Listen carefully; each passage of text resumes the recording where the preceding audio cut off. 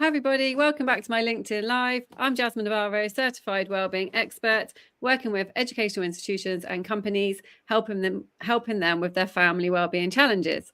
As you know, every week I interview different experts, and today I'm very, very, very excited to be interviewing Meghna. Hi Meghna, how are you doing? Hello, thank you for having me. Thank you so much for coming on. I'm so excited. This is probably one of the best titles ever. So can you tell us a little bit about yourself and what you do?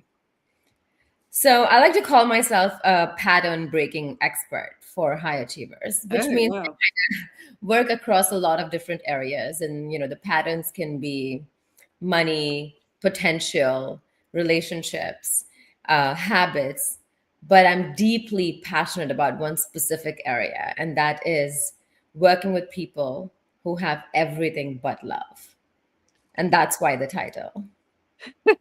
Wow. And do you want to tell us a little bit about, why this is so important to you?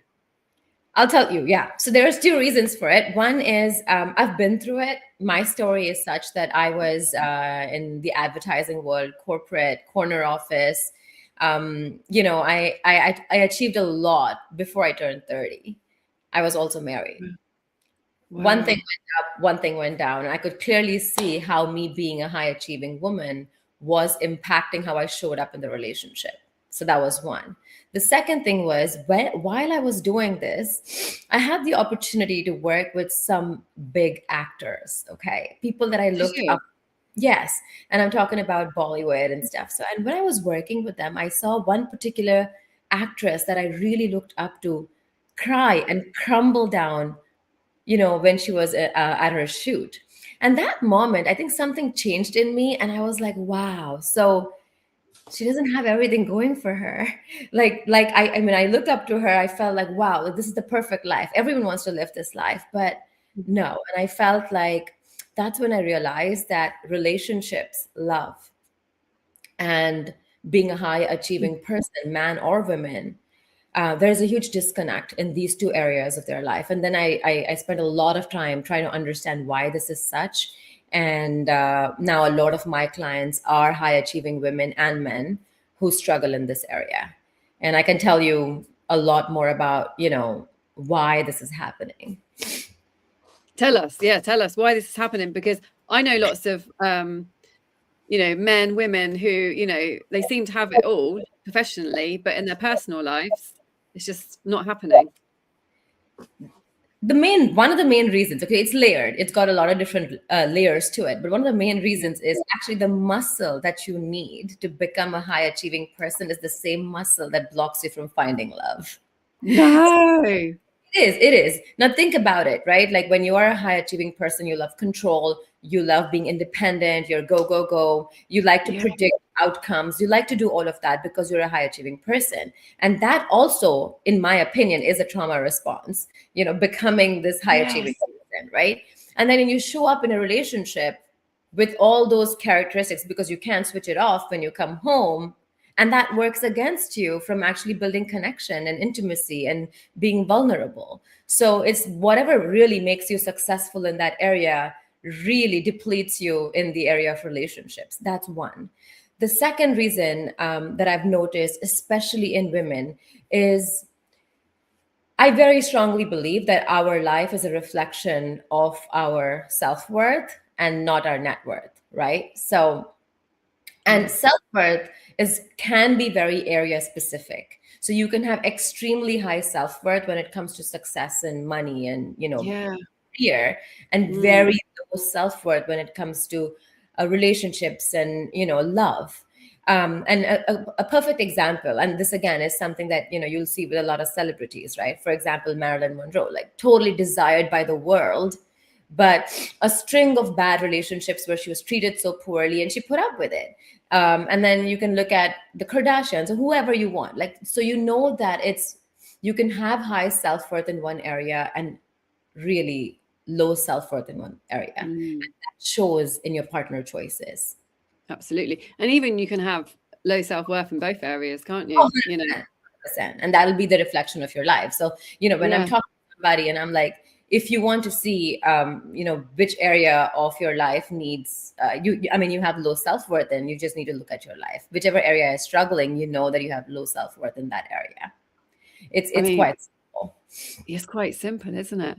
It's quite simple. We just have a question here on YouTube. Hi, Sarah. How are you doing? She says, do you think high achievers prioritize success over connection, or is it more unconscious than that? You've kind of just answered that. But Yeah, and it's two-way. I feel like there are four areas in our life: health, wealth, relationships, and growth. And when I say growth, I mean peace and purpose. You need to have those two to be happy. And what happens is, as high achievers, we try to go all in into one or two areas. Like we're just obsessed yeah, about that one area, and we really excel in it, and we don't know how to create balance in the other areas.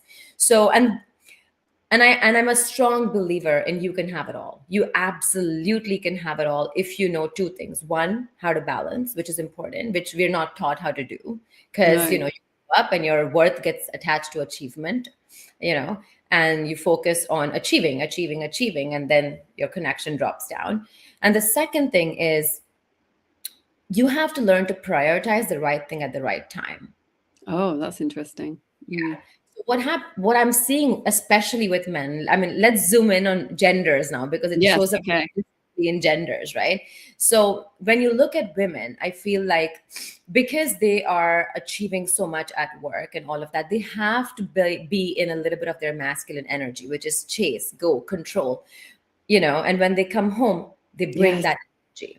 And yeah, when you yeah. bring that energy, two things happen. If you're single, you're attracting passive men. And Oh, you're also over giving, over functioning, you're burnt out in the relationship, because you are doing the same thing that you did at work at home, and now you yes. feel you're carrying load. There's resentment, there's disconnection, all of that. That's what's happening with women in my experience. With men, they tend to bookmark relationships for later. So Oh, okay, I'm going to build all of this, and we'll come to this when we need to come to this. Okay. And then what happens in that period is that they've lost connection, because relationships are living organisms. Like you need to feed it to grow. Like at any given point in time, your relationship is either growing or deteriorating. There's no, like, yes. it's not stagnant. So if you don't prioritize it, then that's what's going to happen. And Mm, the other thing that I work a lot with men on is this outsourcing connection and buying intimacy. I mean, OnlyFans, I mean, porn, I mean, all of that, right? So yeah. if you look at the statistics, OnlyFans is an $8 billion industry. 2.6 Wow. billion comes from US. And Wow. it's not about sex anymore. It's just about feeling chosen. So men do not want the responsibilities that hold you down of being in a relationship, or that's how they perceive it. And now you have a transactional relationship where you believe you're in control, just like, you are in control of your business, high achieving mentality. But what's happening is it's making them lonelier. And Mm. if you see, loneliness is considered a public health epidemic, like right now. Totally. And why does it make us lonely? I know it does, but why does that make you lonely? Because it's So not. I'll go back to the Harvard study. Okay, the Harvard study, which was done across 80 years, I'm sure you've heard of it. The biggest parameter that decides your happiness is not your health, not wealth, not money. It is the quality of your Oh, relationships. yeah. So Yes. we are, human beings are social creatures. We need that connection, and everything starts when you're a baby. Like, why are you so hell bent on high achievement? Because somewhere you learned that that's how I'll be loved. It's as Mm. simple as that. Like, I showed up with good grades. My mom gave me more attention. I got more love. There you go. Okay, so I think that's the formula to success. That's the formula to be chosen, to be loved, to get attention. And boom, boom, boom, I rack up my degrees. Right? So, you know, it all boils down to love and how we feel in a human connection. Mm. So, So men, interesting. yeah, men are doing that. And that's why the OnlyFans and all of that, those industries are booming, but they're still lonely, and you're getting physically sick, you know? Wow. It's so interesting what you're saying. So where So where do we start? So to all those high achievers out there who are lonely, like what would you say, where do they start? Because it's, they're probably busy, not enough time and all of this. That's what I hear as well. There's just not enough time to meet anybody, not enough time to socialize, too tired, exhausted, all of these things. So where can we start? I think it's all about, there are two things. There's awareness and prioritizing. If it is Yeah, important to you, you're going to prioritize it, right? It's as yeah, simple as if it's not, yeah, it's not, right? Like you're not yeah. going to wake up and be like, I don't have time to brush because I have an email to send. No, because, you prioritize brushing, you're going to do it. So for me, my personal story, I was divorced at 32 and I was like, okay. And I was very successful in my career at that point in time. And then I realized that no, it is truly important for me to be in a relationship where I'm seen and loved and all of that. And I had to make that a priority. And now Wow. and so I feel like Wow. that's and the awareness that I was actually choosing passive partners, like it's not on them. I had to zoom out of like obsessing about why is he like that and bring all the attention back to me and be like, why am I choosing him? That's where Mm. everything changes, right? And for men specifically, like you can bookmark relationships for later. And it is very possible to build business and love together. That is a misconception. Like who on earth told us we can't have it all? Like is there a source to that belief? Yeah. Sorry, You're right. yeah. We've got a question here from Nora. Hi, Nora. How are you doing? She says, very important topic. Many of her clients struggle with finding love. What would be your advice to someone very successful career-wise but lonely? What we're talking about now, actually. I think bringing awareness to yourself and understanding why it is that you are in this situation is important. Oh, It is important. It is important to understand, okay, I am, say, 38 and now I don't have a relationship. Why is that? Because I made certain choices in life. And once you zoom in that, you'll be like, okay, it feels like I have, some self-worth issues in that area, yeah. and then work on it. And which is what, as a hypnotherapist, is what I work on, right? Like changing your subconscious beliefs, because somewhere you felt, I am not lovable, I am not worthy Yeah. of relationships. And these are not conscious beliefs. Like you don't walk around thinking you're not lovable. Like I don't think Marilyn Monroe walked around thinking she's not lovable or desirable or worthy, right? It's so deep rooted. And achievement is the mask we put on it. We're like, you want to know what I bring to the table? I am the table. There you go. So that's how high achievers approach it. So I think,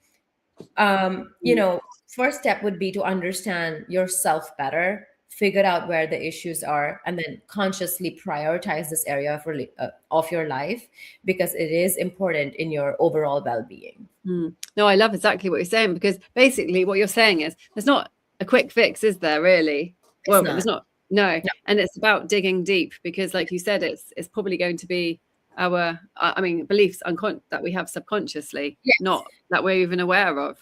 No, in my experience, it has taken anywhere between 3 to 6 months for my clients to go out and actually find people. Like, so which is happens. And I think 3 to 6 months is not that long. Like we're not talking about years of work. I think 3 to 6 months can do it for you.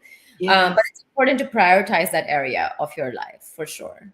And I just want to say, Meghna is an amazing RTT therapist, like one of the best I've ever met. So yeah, you've definitely got a gift there. So totally recommend you here. We've got another question here from Bob on YouTube. Bob says, why do people who are confident and successful in their careers often feel uncertain or vulnerable in relationships? See, with careers, it's very interesting. You can predict the outcome. You're like, I'm putting in X, this is going to come. To a certain degree, you can predict it. Like hard work, okay, promotion, I know. In relationships, there's two people involved. You're not in a relationship with an inanimate object. It's another human. So they have expectations. You need to show up. And I think for all high achievers, vulnerability is an issue. It's our mask. We just don't want to be vulnerable. I think that it's very difficult to drop that mask when you get home. So even at home, you're like, I'm in control, I got this. And that really disturbs connection and intimacy between two people. Yeah. No, definitely. That makes sense. It's the vulnerability. So you think it's all about being vulnerable? No, I don't think Yeah. so. I think it's about the subconscious belief of whether I can be loved, whether I am lovable. I think it starts over there. I think that will decide who you even choose, right? I have a very, very strong belief, and I know there is research to say that you meet people at the same level of your psychological wound, right? And Yeah. is like I always tell my clients that, you are not picking your partner, your trauma is. Whatever your trauma is, he's going to be or she's going to be a mirror of that. So if you Wow. grew up in a house where you had to earn attention, you are going to be with a partner that is going to make you earn attention. Wow. You to do it. So you really have to peel back the layers and, like clean up all that mess that has happened in the past, consciously, subconsciously. I know parents usually have the best intention, and at least from the part of the world that I come from, it is a form of motivation. Like criticism is used as a form of motivation. So, you know, Oh, you know yeah. you, yeah, like you got 95, what happened to the rest of the five? So that's it's just the way we're approached, and then you end up seeing a lot of high achievers come out of that energy, but not a lot of happy people. Interesting. Another question from YouTube from Mike. Hi, Mike. How are you doing? He says, which we're sort of talking about, what are the most common patterns you see in high performers when it comes to love and relationships?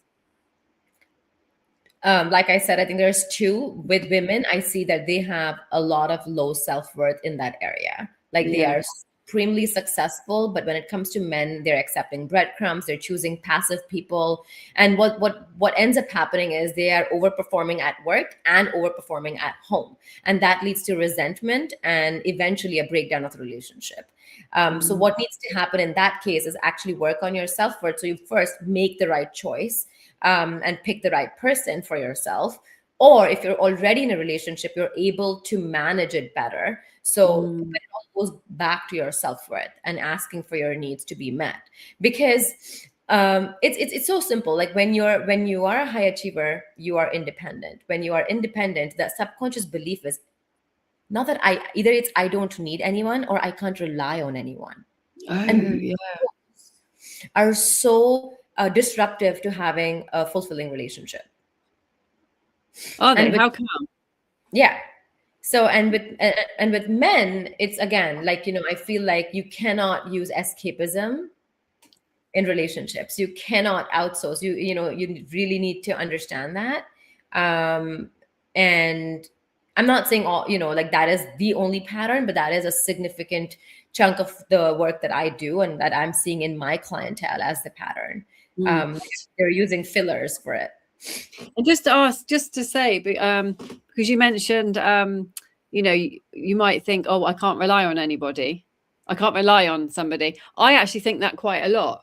So, yeah. So why is that bad then? Because why does that stop you from being in a relationship? It closes the door. It closes the door. Like if you ask me, I'm a very independent woman, but do I rely on my husband for it? Absolutely.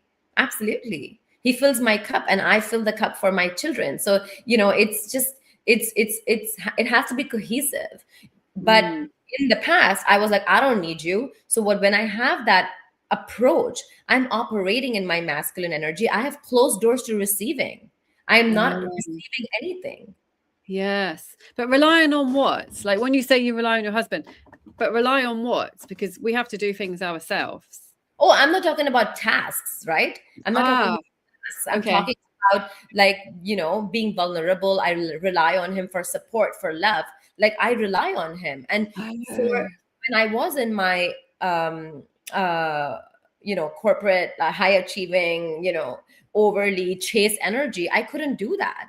It would break a Mm. piece of me to even say that to say the sentence that I rely on somebody for like love and support. Ah. Admit it. So it's Never. like being vulnerable with him as well, then it's being vulnerable, basically, emotionally vulnerable. Ah, And being open to receiving. Being ah, open to receiving. I think that, yeah. Jasmine, the women have such a big block around it. A lot of women have such Mm. a big block around it. Like, if I told you, you look stunning right now, you're going to deflect it. You're going to give me 10 reasons to be like, oh, no, this, I did, whatever. You're not going to be like, thank you. Yeah. And what you do with compliments is like a great example of how Mm. open you are with receiving. And if Yes, you receive absolutely. compliment, you're not receiving love. So sometimes getting love is not the problem, but your door is like more than half closed. Mm. So interesting. So interesting. Another question here on YouTube from Mike again. Thank you, Mike. So, how do you balance ambition and vulnerability without feeling like you're losing your edge? I think it starts with understanding that you don't need to have your edge in a relationship, in the right relationship. I think it starts Okay. with that, right? It's like it's not I'm one upping. Like at work, I was always one upping. I had to do better than the person sitting in the next office to be seen. I don't need Mm. that. I shouldn't feel like I need to do that at home. And that's when I know that I've made the right choice. Because it starts with the choice. It starts with the partner. Is the partner seeing you? Are you being understood? Or have you chosen somebody who has chosen you for other reasons like your Oh, achievement? wow. That's, yeah. It really is so much about awareness then, isn't it? So It's I guess, 100% about awareness. Like I have a client who's like, oh, you know what? I think she's with me for the money. I said, you led with it. You led with money. Now you're complaining that she is with you for the money. Why did yeah, you lead? Did you lead with connection? Did you lead with being vulnerable? Did you lead with that? Because then you would pick a person who chooses you. wow. That's so interesting. That's so interesting because sometimes we pretend we're somebody else, not somebody else, but we give off that illusion maybe. And Yeah, then you, if your worth is attached to achievement, you're going to lead with achievement. If your yeah, worth is attached to beauty, which happens with a lot of women, you're going to lead with beauty. And then you're like, oh, but he doesn't care about this. But I was like, you only led with this. So wow. and you've chosen the partner who chose you because you're beautiful. So now you have disregarded all the other things. Everything's important. It's like Mm, pieces of the puzzle. yeah, So I think with men, you don't need to have the edge at home. And being vulnerable at home doesn't mean that you can't be a mega star at work or in business. Actually, the if I can just take it one level further, yeah, the blend of masculine and feminine energy, if it comes together, like if you have the right spouse, you can excel. You can really, really, really do magical things if you have that with you, because that is how we were created. the right support. Yeah. Wow. Wow. So, so interesting. And just go back, when you say lead with something, lead with achievement, lead with beauty, you just mean that's what you're focusing on. Yeah, absolutely. 100%. I Mm. feel like a lot of men, they, at least what I'm seeing right now in my clientele, I'm not generalizing anything by any means, is that when you're leading with transaction, then do not complain about, her having the control to say no, because it's a transaction at the end of the day. And even like when I say using stuff like OnlyFans, the illusion is that you're in control. When men Yes. lead with achievement, the illusion is that they are in control. Like, oh, I'm Mm. doing everything, I'm providing whatever. But Yeah. Yeah. Yeah. Yeah. it's not conducive to a relationship that is going to feel fulfilling at the end of the day. Mm. You have to be Amazing. Amazing. sure. Amazing, Meghna. We could talk about this for so long. You've got so much wisdom on this topic and other topics as well. But we're running out of time. But what else would you like to mention before we go that you I haven't? think if there's one thing that I want someone to take from this conversation, is that you can have it all. Like, you don't have Oh, to, you don't have to think that, oh, just because I'm successful here, that's why I can't have this. Like, you can have it all. And trust me, it's easier than you think. so it's just about. So if you are a high achiever and you're not in love, it's about working on yourself then. Yeah, absolutely. I think, Mm. understanding yourself, understanding your subconscious beliefs that have protected you from being in a relationship for so long, because it's always for good reason. You really need to figure out what those are and rewire it, change it, and it's totally possible. Wow. And can people do this by themselves, or would they definitely have to hire or You work would with a coach, therapist? somebody. Even I have a therapist, because the awareness that I have when I'm talking to other people, like I have blind spots. I can't go back and say, oh, I think you have this. You need someone else to point that out to you, frame it for you, because we are all puppets of our mind, right? So the stories that we're going to tell ourselves to get out of it are going to be very interesting. So we really need support in that. Amazing. No, thank you so much, Meghna. Can you put all of your links to your Instagram, to any other links that you have on the post, so people can Sure. click on there and find you? And how can people find you? So my link on Instagram is Light Feels Good. And my website is Illuma Therapy, ILUMA therapy.com. And and LinkedIn. Amazing. I'm on LinkedIn Amazing. as well. Yeah. If you put them all on the post as well, that would be amazing. And thank you so much, Meghna. It's absolutely lovely to see you. Thank you for having me. If anybody is interested in learning more about this topic, please message Meghna. And if you have any questions, ask Meghna too, or you can leave a comment on the post. And thank you so much, Meghna. And I'll see everybody next week. Thank you.